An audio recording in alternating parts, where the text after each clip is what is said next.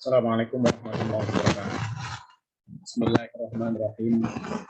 Alhamdulillahirabbil alamin wassalatu wassalamu ala asyrofil anbiya'i wal mursalin sayyidina maulana Muhammadin sallallahu alaihi wasallam wa ala alihi wa sahbihi.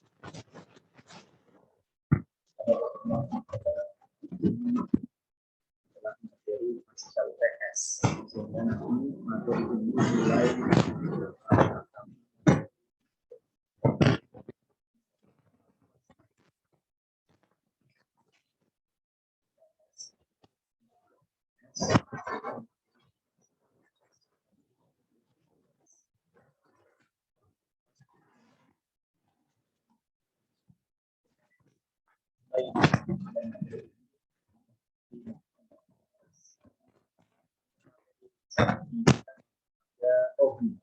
Rohani itu adalah bajai. Bahwasanya termasuk bagian dari akad muamalah yang berkaitan dengan harta adalah tentang rohani. Rohani inilah yang kemudian akan menjadi pembahasan kita kali ini, yang tentunya itu kaitannya dengan akad muamalah yang kita potret dalam posisi yang klasik, ya, bukan posisi yang kaitannya dengan saat ini, karena kita mata kuliahnya akad muamalah klasik, tentunya kita akan memotretnya melalui kaitannya dengan kajian-kajian yang sifatnya klasik. Faslun fi ahkamir rohni. Jadi ada beberapa hukum yang tentunya berkaitan dengan rohni dalam kita melakukan akad rohni itu sendiri, dan kita potret melalui akad muamalah yang secara klasik. Wa huwa lughatan at-tubuhu wa syar'an cahyu ainin maliyatin wa fiqatan bidainin mustawfa minha inda ta'adzuril wafat. Yang namanya rohan secara bahasa adalah atribut tetap, sehingga yang namanya rohan itu adalah menurut syarah untuk kaitannya dengan kajian-kajian fikih, yaitu jaklu ainin maliyatin, menjadikan barang, ain itu barang, maliyatin yang berharga, ya, harga berharga nilai, wakil kotar bidainin sebagai kepercayaan utang, atau sebagai istilahnya sebagai jaminan kepercayaan bagi orang yang sedang menghutangi dan ada barang yang dijadikan jaminannya. Yustaufa minha inda ta'adzuril wafat, dan nanti barang yang dijadikan tadi itu nantinya akan dijadikan sebagai barang pelunasan hutang ketika memang seorang yang berhutang itu tidak bisa atau sulit untuk membayar hutangnya. Itulah yang kemudian menjadi pengertian hadai. Jadi ada beberapa sifat di sini, yaitu ada ain, barang, maliyah, itu berarti yang bernilai, yang berharga, sehingga tentunya kalau bukan barang, maka tidak masuk ke dalam definisi. Kalau tidak berharga, tidak termasuk dalam definisi. Dan itu harta itu diberikan sebagai wakil kotan bidainin, kepercayaan, sebagai jaminan kepercayaan orang yang menghutangi, ya, dari pihak orang yang berhutang, memberikan barang itu dijadikan sebagai jaminan nantinya kalau tidak bisa dibayarkan, maka barang yang jadi jaminan tadi itu akan dijadikan sebagai pembayaran. Oleh karena itu wala yasihu ar-rahmu illa ijabin wa qabul. Oleh karena itu rohan tidak sah kecuali dengan ijab qabul. Tentunya kesepakatan bersama melalui ijab qabul. Nah, tentunya kita tahu yang beberapa angka kemarin juga ada ijab qabul, dan tentunya praktek ijab qabul ini akan berubah seiring waktu. Ya, tidak harus kemudian harus ketemu dan salaman dan sebagainya, tapi bisa melalui berbagai macam bentuk ya, dalam saat ini. Mungkin juga sekarang sudah ada harus ada tanda tangan atau stempel, materai dan lain sebagainya, bisa jadi seperti itu. Ini bergantung bagaimana bentuk ijab dan qabul yang saat ini terjadi. Nah, kenapa ada ijab qabul? Karena kalau tidak ada ijab qabul, pernyataan yang dijadikan sebagai kesepakatan rohan itu, maka nanti barang itu menjadi apa? Jangan-jangan itu adalah barang sogokan, gitu ya. Atau barang dijadikan sebagai suap atau dijadikan sebagai apa istilahnya, bisa jadi riba, gitu ya, lebihan kemudian diberikan. Ini yang akan mengarah kepada hal itu kalau tidak ada ijab dan qabul. Oleh sebab itu, maka perlu ada yang namanya ijab dan qabul sebagai bentuk dari kesepakatan bahwa barang itu memang bentuk jaminan, sebagai bentuk kepercayaan ya, agar orang yang menghutangi itu merasa nyaman, merasa tenang, orang yang dijadikan jaminan. Wa syaratu kulli minar rabi wal murtad.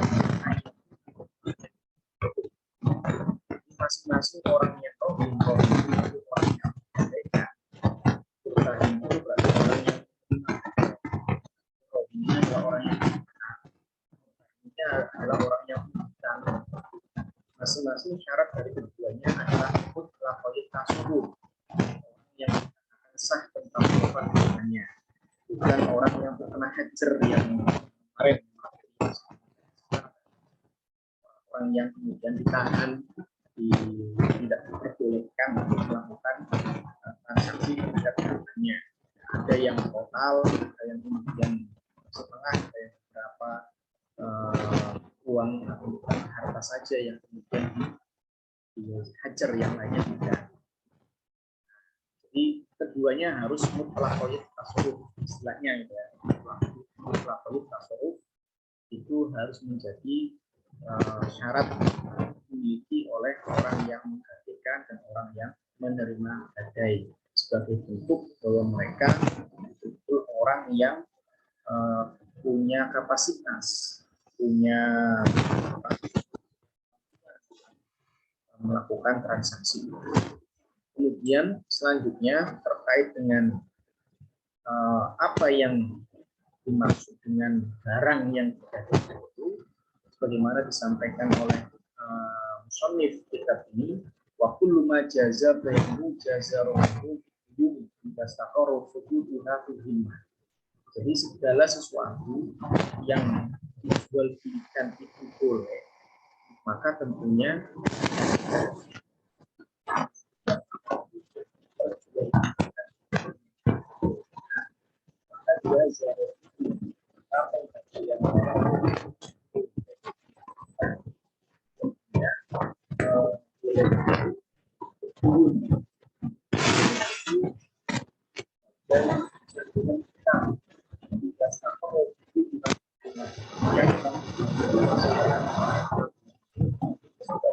bagian dari kan ada orang yang mengikuti dari orang yang berhutang kepada orang jaminan barang itu. Wahtaroza al-musannif biduyun anil ahyan, mencualikan dari kata ta'diyun itu ahyan, bukan hutang, karena ini adalah jaminan hutang, bukan jaminan bukan hutang. Jadi memang bentuknya itu berbeda dengan bukan yang jaminan bukan hutang.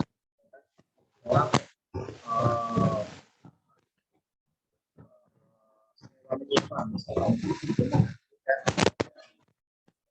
jaminan sewa menyewa itu tidak kaitannya dengan penggadaian, karena itu bukan untuk hutang, bukan sebagai jaminan hutang, tapi sebagai jaminan sewa. Itu berbeda lagi nanti.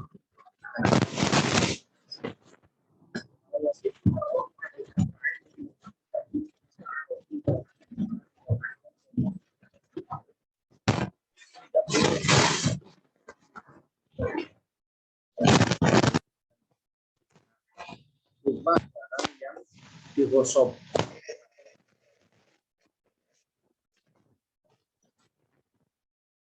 Miliknya, ya, jadi barang yang digadaikan itu hak miliknya. Makanya kalau barang itu digosok, itu kan semacam pencuri. Cuma bedanya kalau gosok itu sebenarnya diizinkan, ya, diizinkan. Cuma pada saat mengambil tidak izin. Sementara kalau pencuri itu kan jelas-jelas nyata tidak diizinkan.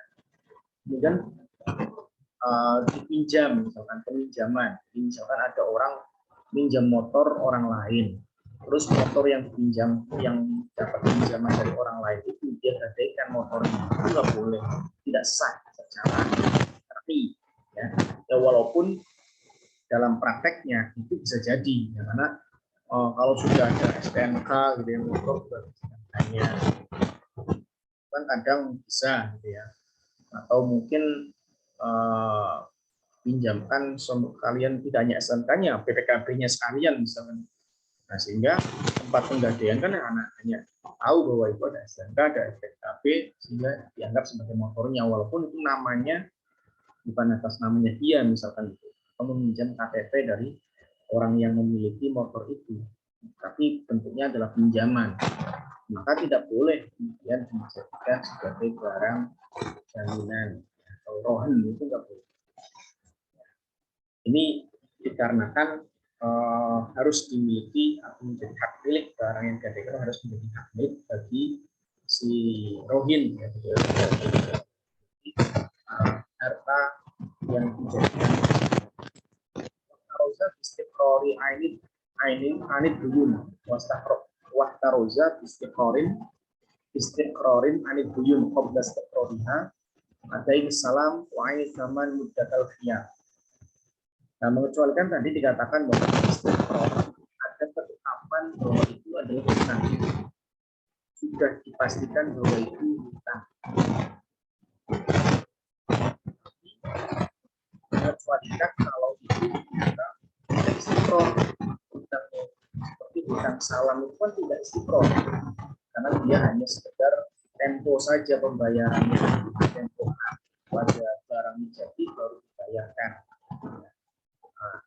Beda itu kalau dain salam itu bukan kaitannya dengan istiqror yang dijadikan sebagai barang jaminan untuk akad gadai, ya, karena itu bukan duyun yang istiqror, tapi dia belum ditetapkan sebagai hutang, karena uang yang dibayarkan pada saat salam itu sebenarnya hanya tempo. Ya, hanya di tempo saja, sebenarnya bisa dibayarkan awal di tempo bisa. Nah, ini dan juga terkait dengan harga yang pada saat khiyar. Khiyar itu adalah memilih apakah transaksinya ataukah dibatalkan. Itu biasanya ada harga yang dijadikan jaminan dulu. Nanti silakan ini misalkan gitu, orang memasang DP dulu, ya, tapi saya tunggu sampai 3 hari ya, mungkin saya bisa melanjutkan, tapi ini sebagai penetap saja gitu ya, penetap sebagai khiyar. Kemudian ada harga, ada barang yang kemudian dijadikan sebagai jaminan itu. Tapi jaminan ini bukan terkait dengan jaminan rohan, hanya dikecualikan dari definisi rohan. Wali rohin arujung fihi malam yaktibhu ail murtahin. Jadi bagi rohin, orang yang menggadaikan boleh menarik kembali barang yang akan digadaikannya sebelum diterima oleh si murtahin, ya, sebelum malam yaktibhu. Gadai itu menerima barang itu, sehingga tarik kembali boleh. Tapi kalau sudah diterima oleh si murtahin, maka barang itu ya tidak bisa ditarik selama utangnya itu tidak atau belum dibayarkan, belum lunas, maka belum bisa ditarik, karena itu sudah dijadikan sebagai jaminan hutang. Kalau hutangnya sudah dipenuhi bayarannya, maka baru barang yang digadaikan itu bisa ditarik kembali. Sehingga Kalau memang belum diterima, maka boleh barang yang akan digadaikan itu ditarik kembali. Nggak jadilah, bukan barang inilah yang lain. Baik qadatu al-aina al-madinah imma yasih lazima ar-rahnu wa amtana'a ala-rahin ar-rujuu fihi. Sehingga kalau si murtahin, orang yang menerima gadai, sudah menerima barang yang digadaikan, jadi orang yang menerima gadai sudah menerima barang yang digadaikan dari orang yang memang sah untuk menyerahkan barang yang digadaikan itu, maka akad gadai menjadi tetap.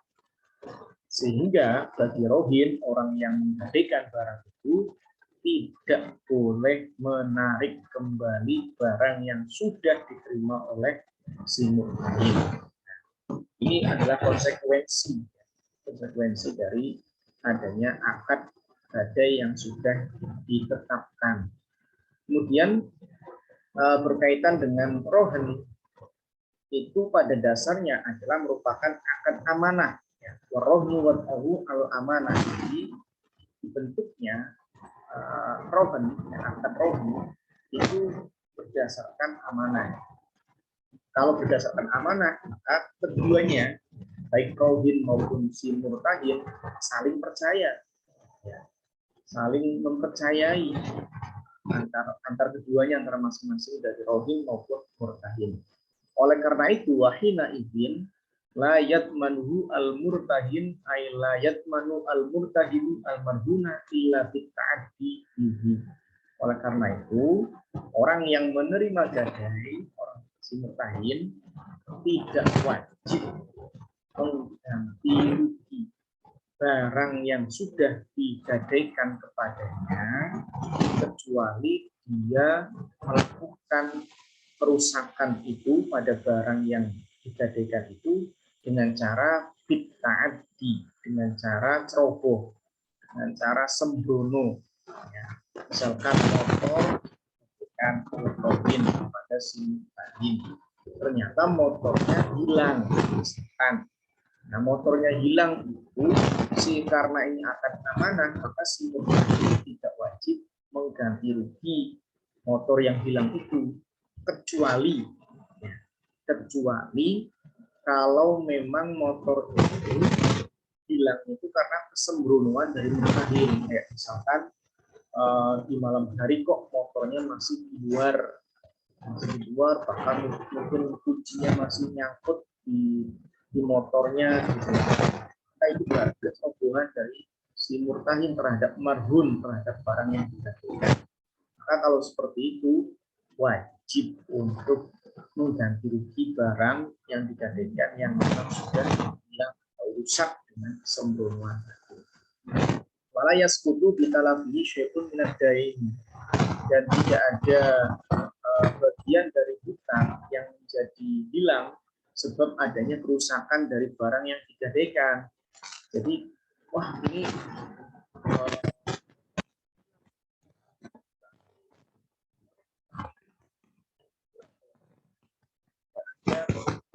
pengulangan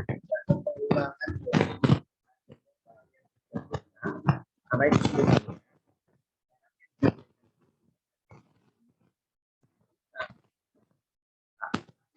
sudah jaminan yang kalau misalkan barang yang dijadikan jaminan itu akan dijadikan sebagai barang yang akan dibayarkan untuk melunasi hutang kalau memang hutangnya tidak bisa dibayarkan. Sehingga sebenarnya tidak ada sangkut pautnya. Kalau misalkan barang itu rusak dan kerusakan itu tidak sembrono, si murtahin itu memang tidak sembrono, kayak tadi motor sudah disimpan di tempat penyimpanan yang standar, misalkan sudah di garasinya sudah ditutup, motornya juga sudah dikunci setang, misalnya ternyata tetap hilang, misalkan gitu. Maka itu bukan sembrono ya, dan hilangnya itu kan tidak wajib diganti rugi oleh si murtahin, dan hutang itu juga tidak berkurang dari sebab adanya barang yang digadaikan yang rusak. Walau idda'a talafuhu walam yadkur sababan li talafihi suddiqa biyaminihi. Kalau si murtahin, orang yang menerima gadai, mengaku bahwa barang yang digadaikan rusak dan dia tidak menyebutkan penyebabnya, dia tidak menyebutkan, orangnya tidak menyebutkan penyebab kerusakan barang yang digadaikan tadi, maka yang dibenarkan apa? Siapa? Yang dibenarkan si murtahin dengan disertai sumpah. Murtahin yang mengaku barang gadai tadi itu rusak dan dia tidak menyebutkan adanya sebab kerusakannya kenapa, maka bisa dibenarkan dengan cara dia bersumpah.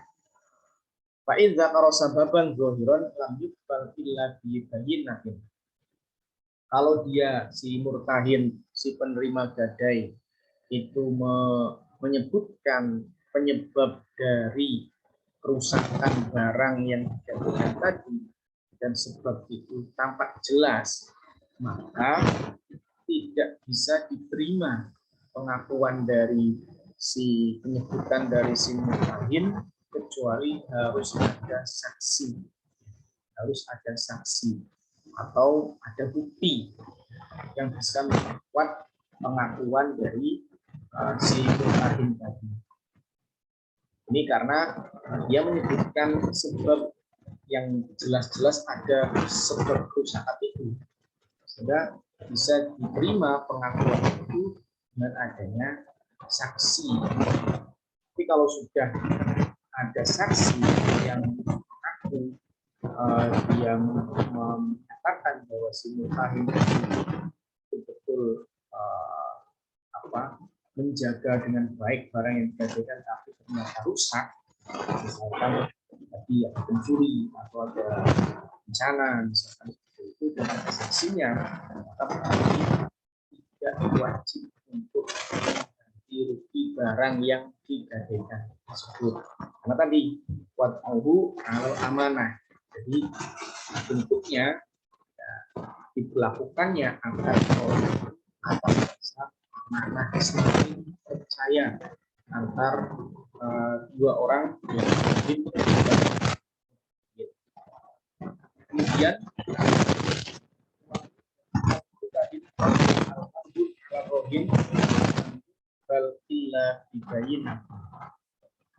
kalau misalkan si murtahin, orang yang menerima gadai, mengaku bahwa dia itu telah mengembalikan barang yang digadaikan kepadanya dan mengaku sudah dikembalikan kepada rohin, kepada orang yang digadaikan barang, waktu tidak bisa diterima.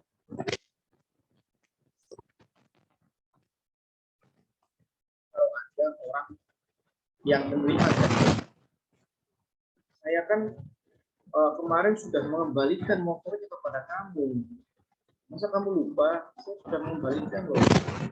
Kan seperti itu. Dia mengaku kalau barang yang digadaikan sudah dikembalikan kepada si orang yang menggadaikan motor tadi. Maka pengakuan itu bisa dibenarkan dengan disertai adanya saksi. Wa idza qabada al-murtahid ba'dul haqqi alladhi 'ala rohin lam yakhruj ay lam yanfa'ha syai'un min ar-rohni hatta yaqbidu jami'ahu ayil haq alladhi 'ala rohin. Ketika si murtahin menerima sebagian haknya yang dari hutang tadi ya, jadi kan sebenarnya kan akad hutang sebenarnya, cuma hutang yang ada jaminan.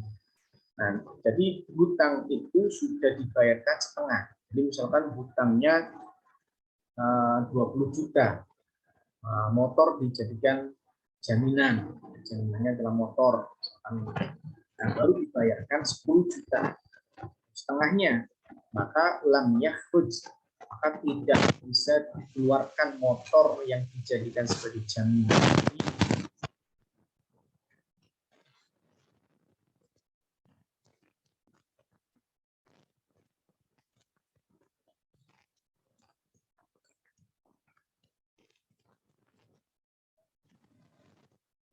Dan ada motor, ya, jaminan barang yang dijadikan jaminannya motor. baru dibayarkan 10 juta. Motor ini nggak bisa lepas, nggak bisa diambil, nggak bisa dikeluarkan. Sampai kemudian 20 juta itu betul-betul dibayarkan secara keseluruhan, secara penuh. Tidak boleh setengahnya. Nah, itu nggak boleh. Semuanya harus sudah diterima oleh si mudahin 20 juta itu, baru kemudian si mudahin bisa melepaskan, mengeluarkan barang yang sudah digantikan kepadanya, diberikan kepada si mudahin. Itu adalah konsep akad rohen yang itu konsepnya dipotret melalui konsep klasik. Nah, kita lihat, bisa dilihat ini kan konsepnya hanya individu ya, hutang yang kemudian kaitannya dengan transaksinya itu antar individu.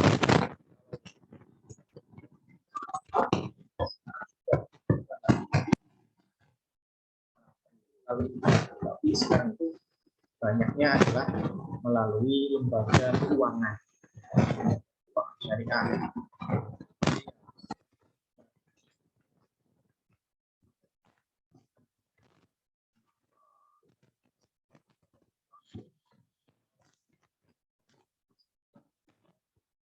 Per orang. Biasanya kalau orang per orang itu kalau zaman sekarang ya itu sulit ya, sulit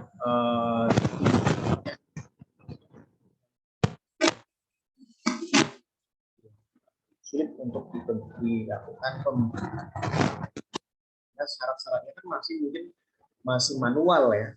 Tapi kalau sudah di lembaga keuangan, syarat-syarat dan apa tadi yang ijab kabulnya itu sudah sangat resmi dan juga sudah sangat sistematis ya, sehingga tidak sulit untuk kemudian ada penipuan.